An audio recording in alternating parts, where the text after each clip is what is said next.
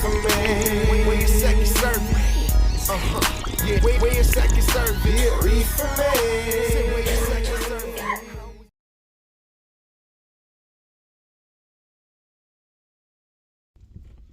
What's up, everybody? It's your boy Frowns, and today, shit, I got a busy man in the whip. This guy works real hard. He's a official cat here in Portland, and I had to hunt him down. So be glad that I got him here. You know what I'm saying? I want all my ParkandSpark family, man, to say what's up to the homie 94Prynce, bro. What's up? How you doing, fam? Good, man. I'm great, man. Thanks for making time. You know what I'm saying? I greatly appreciate it. I know you got a lot of stuff going on, so I'm going to make sure that I'm straight to the point with all these questions and shit so you can get on with what you got going. You did. Yeah. But what we're going to do is we're going to start where we always start, man. Where were you born, bro? I was born across the river in Vancouver, but I was raised in the numbers. Okay. With my daddy and my mom. My dad ran to Mexico. He was trying to dodge a situation. So he was waiting for the shit to pan out. So my mom, she went to Longview. Up north, and we stayed near like a little farmland, so I was always a country kid. Okay. And then I came down to downtown Portland, and lived in a little studio spot for a little bit with my mom. As a kid growing up, I went to like Washington Elementary, and then we just dipped to the numbers, and I've been in the numbers since like high school. Then we ran back to Vancouver just to save on some taxes. So, yeah. Yeah, the housing's a lot better over there. As far as the cost, yeah, we saved $1,200 a year off the taxes just going over there. So, right. I was like, yeah, we got to. Yeah, I feel that, man. I was raised out in the country too a lot. You know what I'm saying? Moving around and shit. Yeah. And it kind of makes it good, man. You know how to interact with different types of people. You know what I mean? I was raised around animals, so it's like I know how to take care of goats and chickens and horses and shit. I have horses. God damn. Yeah, I got 5 of them. Well, shit. We had cows out there, motherfucker. I used to try to jump on them, but that's about I it. had no cows. I had some goats though. Them goats pissed me off, man. They're scary, man. Ghosts are scary as fuck. Man, them goats used to get on top of my car, and they used to fuck up my the roof, because goats love roofs. Yeah, they like to stand up on shit. I used to have a Jeep. They hopped up on my Jeep and they fucked it up. Pissed me off. So, what got you into music, man? I was always into music since I was a baby. I used to be in the church choir. And then my mom married my stepdad. He found out I could sing, so he had me in the. I went to the Iglesia de Dios, which is a Spanish church, and my mom was an Apostolic Pentecostal, so I went to a black and white church. There was 2 of them, so I went to 3 churches. Damn. Right, and then my mom ended up becoming a deacon. Okay. So and then my stepdad became an evangelist. So I was always in the church, always singing. And then and so that's how I got into music. But how I got into the hip hop shit was my dad. My real dad. He was into like Kid Frost, Too Short. He was from LA, so he was like the riding rights. He was there for. He was a little heavy set Mexican dude. He was always with the shit. So on the weekends when I went to go kick it with him, he would play some of the old bangers, you know what I'm saying? So it was one of those things where I kind of felt the movement. Yeah. Felt the vibe from him, and I was like, this is what I want to do when I grow up. It's just that was a big part of music too at that point, man. A lot of changes happened. Yeah. And he still got the cassettes. So we still bumping the cassettes when I see him and stuff like that. Right now he in Mexico, so I ain't seen him in a minute, but he still bumped the cassettes and shit. So yeah, we was always into music and shit, and I was always around the hood. Like as much as my mom tried to push the Christianity on me, I mean, I am Christian, but as much as she tried to press it, I was still outside being dumb as fuck. I went to H.B. Lee Middle School. It was nothing but niggas. So it was like, you feel me? So we had music, but I could sing. So I really wanted to be Chris Brown growing up. Nigga, I saw that picture. Yeah, you saw the picture? Yeah, you did look like I Chris Brown. the nigga. I could dance too. They had me in dance. I'm heavy set now. I don't dance no more. Run it. Yeah, I used to do the whole little swing. I do the 3 thing, man. Yeah. Hell yeah, man. And I was a jock, so I was also hooping, so I was fit. So it was like, yeah, so I was always trying to get into music. I was already ready to do it. But then my mom, she kept pressing the Christianity thing on me and saying if I was going to make music, I got to make it for God. And that's always what hurt me a little bit, because it wasn't what I was trying to listen to. Like, as much as I fucked with, like, Gospel Gangsta, Lecrae, Monty Motez and all them, as much as I fucked with them, it was kind of like I didn't want to talk about that. I wanted to talk about shit that I want to talk about, what I see in the hood and what I see going on. And I'm a party dude. You hear my music, but if you listen to the lyrics, they really talking about how to move shit, how to sell this, how to get this, you know, money, all that shit. I'm really speaking game. My mom was the same way with me. Yeah. She tried to always make me go a certain route. And, you know, we're kids, man. We trying to be individuals. You know what I'm saying? So. Right. 27 years later, I got my mom smoking weed now. So me too. I got her. She got her weed card and all that shit. Yeah, I got my mom over here chilling now. She understands a little bit more, but yeah, it was always the music shit for me. But then with the whole situation with my mom, I didn't want to pursue music at all. I didn't want to do none of that. So I ended up trying to be a teacher. I ended up trying to go to college to be a teacher. Respect. Yeah, and I ended up getting an F. In Washington. Well, it's really a misdemeanor, but the way they run it is an F. So anywhere you go, it's an F because it's a domestic violence. Oh, I see. Yeah, so I ended up getting domestic violence charge, and you can't be a teacher. Nah, you can't. So, well, hey, as far as your music though, who inspired you? Would you say it was when your dad was showing you them old hits? Yeah. Or is it something that your mom and dad just played while you were young? Nah, my mom played Metallica. She was my dad plays Metallica on his guitar. Yeah, my mom was the rock and country, and my dad was the hip hop. So as far as my influence go, after I took my F, I just like, fuck it, what am I going to do? I started throwing house parties, and I always was a house party person. So I started throwing house parties, but then I started booking people at these house parties that could sing and rap, and I was like, damn, if I could sing and rap and throw house parties, I could make money. You sure can. Right? I was like, people would just come to see me. I built the cloud up. I was on game with the Instagram shit, but I didn't know how to get the numbers, so I fucked up 2 of my Instagram accounts. And then on top of that too, I started thinking, well, how can I plug the money situation into more money? So it was never about music. It was really about money. I started my own shoe line. So there's like 50 people in Portland who have knockoff Timberlands that have the Black Pioneer logo, but just the Bebe Kid. I seen those. Yeah, just the Bebe Kid on some Timberlands. That's how you got into my party. You got a free entry if you bought the fake Tims. That's hard, or bro. you had to pay the fee. And that's dope. And it counted for drinks too. As long as you had the fake Tims with the Spoiled Prince logo, you could get like drinks for like up to 5 free drinks. So niggas saw it as $10 for the entry, for the 4 drinks for the cover. Right. So niggas was buying my shit. So I was doing music, doing the shows, doing the fake Tims, and I probably sold like 50 of them all together.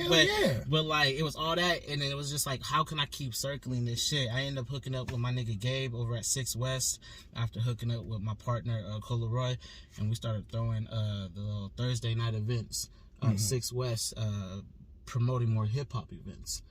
So that's when I started booking people. So yeah, it was always more about the money than the music. But then it became the music once the money was already started showing up, and it wasn't me pushing more for the money to show up, and it was like started to become easier. Then it became the music. So would you describe your music as like party music with real content? Yeah, it's to keep it a buck with you. It's like a Bay Area Detroit with content. So sometimes I'm talking about real shit. Sometimes I'm really talking about a female,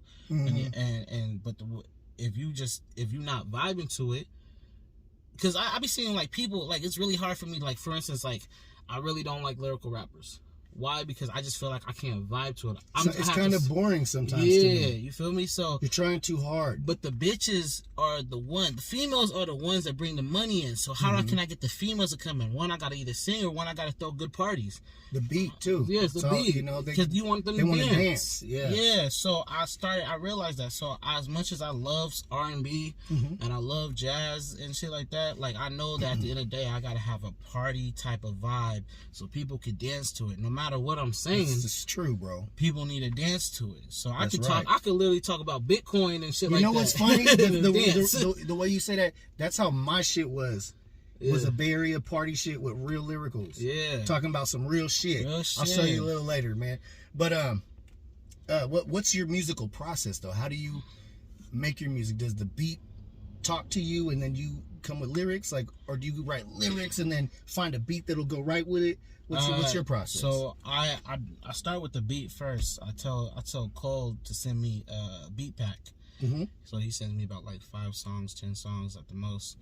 And then for every song, I try to remember the vibe I was on when I first, back in the day before I had kids. Mm-hmm. So I try to remember that vibe. So if the beat reminds me of a situation with a female, and it just reminds me of that whole memory, most likely in the song, the lyrics come next. The lyrics that come next are about that memory.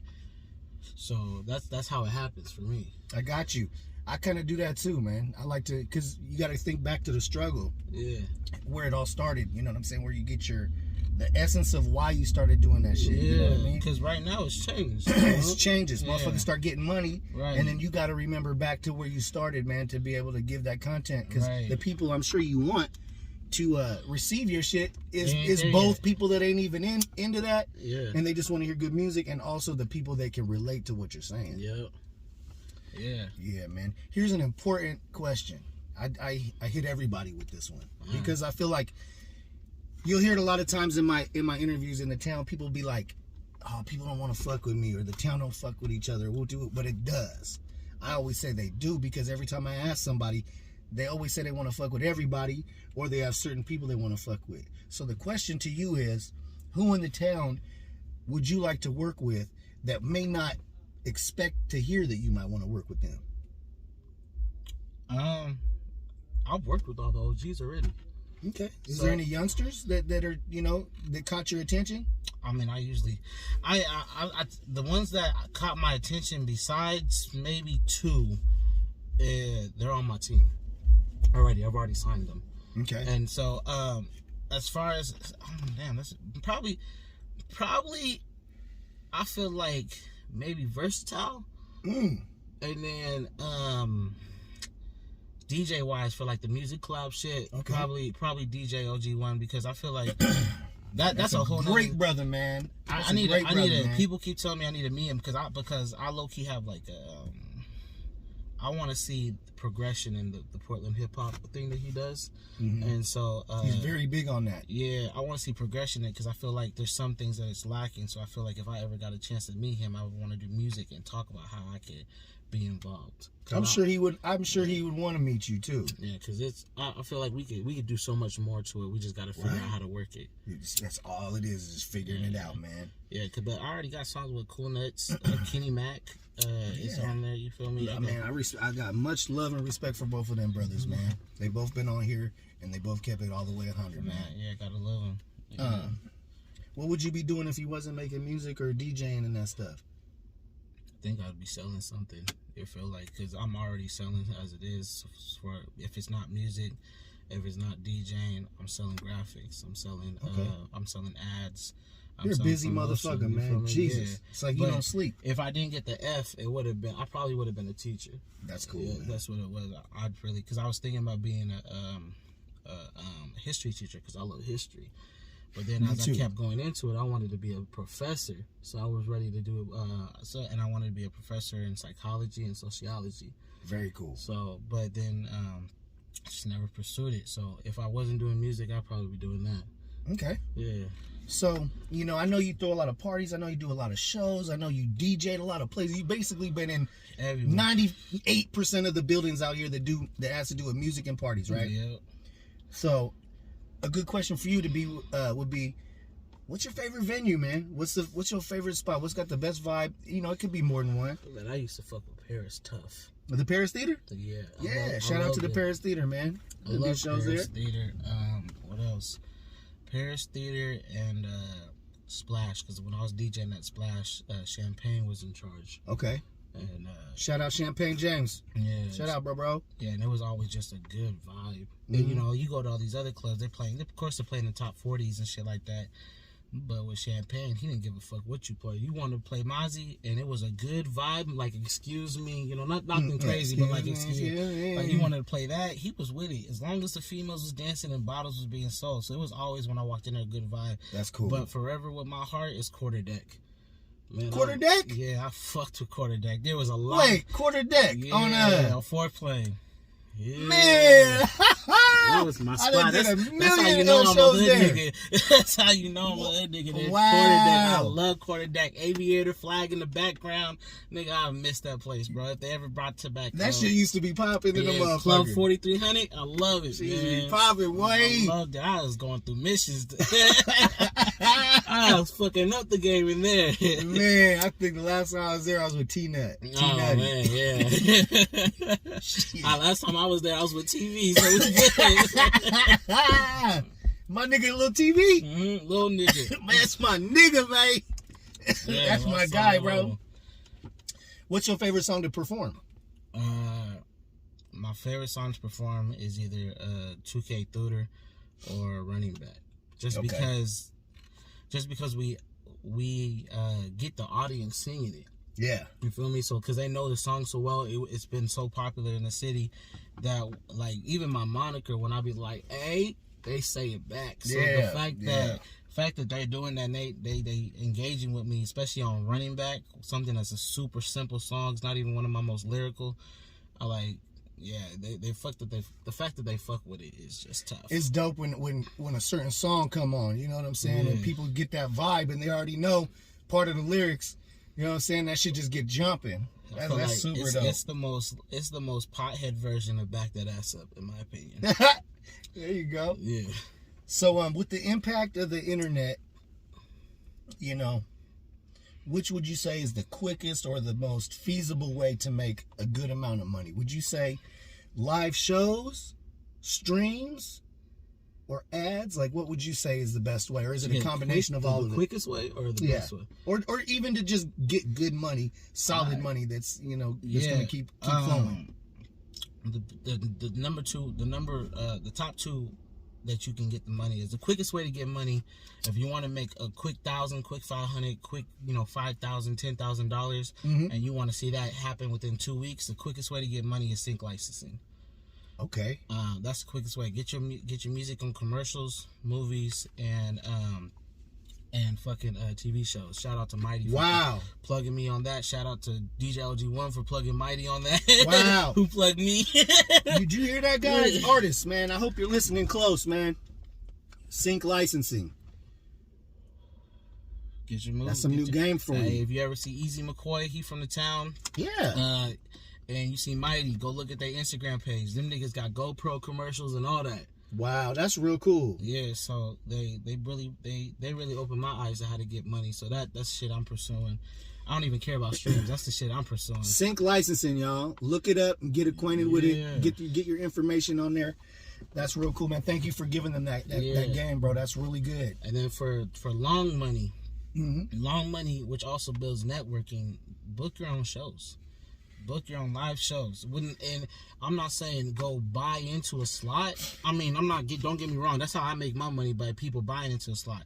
If you want to perform on a dude's concert, by all means do that. Because, you know, be in my checks right there off of you performing. But book your own shows. Yeah.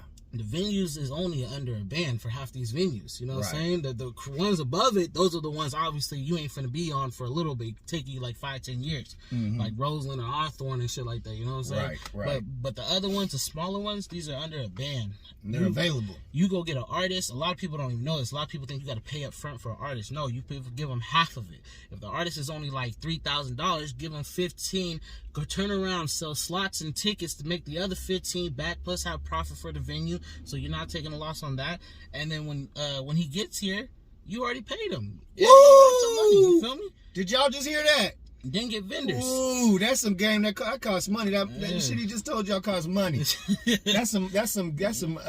That's some valuable game right there. Once you got the venue, get like 5-10 sponsorships and vendors, and then from there sell some slots. Like I said, now you got artists to perform before him. You got the artists, you got money from the vendors, you got money from the bar, hopefully. Of course. And then you got money from the door, and you got money from the motherfucking shit you just sold. So absolutely, everything's all money, good money too. The only way you take a loss is if you didn't put in enough work, or if the town wasn't fucking with who you got. So you got to also know your demographic. True. Ooh. Wow, bro. That was some good shit. Well, tell these motherfuckers, because that was, you answered the next question that I had in all in one, because I was going to tell you, you know, give the newcomers a little bit of advice, and you just did that. And I don't think that they could do any better with that, with what you just gave them. You know what I'm saying? So let the people know what you got coming up, man. I got Born to Plug, the album coming out with Cole Leroy. That's my partner from Black Pioneers. He's the other owner of the company. It's coming out. We're supposed to drop it this month, but we're waiting on a couple more vocals. But we got big artists on there. We got Prices the Rock on there. We got a whole nasty movement going with that song. We got Big June on there, Cool Nuts, Mac Million. The list goes on. We some good names. Good brothers. Good names on there. In about 3 hours, I'm supposed to be DJing for Twisted Insane. I'm going out to when I come back, I'm going out to Reseda to DJ for Apple Watts and Bishop Don Juan. Yeah. Yeah, so I'm about to be out there DJing for him. Shout out Apple Watts, shout out Don Juan. Yeah, September 17th, Sada Baby's coming back to Portland. So we're going to try this with him out here. We just had BFB out here last time. So yeah, we got a lot of things cooking, bro. Oh, Summer Jam with Champagne James. So we got that on the way too. Yeah, we got a lot of things cooking right now. And then yeah, I'm on Everything Excel every Tuesday. Yeah, with Mac Million. Well, you heard it. Y'all pay attention, man, and follow what this brother got going on, because he's got a lot of stuff for you to be able to get out there and do and have a good time with your people, man. Yeah. So I want to say thank you. Definitely. I'm high as shit. My eyes is watering. It's smokier than a bitch in here. I was about to finish this and finish this. We ain't done, my nigga. Okay, but you guys, get down in the description. Click on everything that this brother, that I provide for you, this brother. And make sure you tap in at the end of this video and watch his music video. You know what I'm saying? These guys are real busy. These guys are connected with a lot of good stuff, man. So I want to make sure that it's in your playlist, just like it's in mine. Hey, shout out 94Prynce. Appreciate you. Shout out ParkandSpark family. Shout out everybody that watches, man. See y'all soon.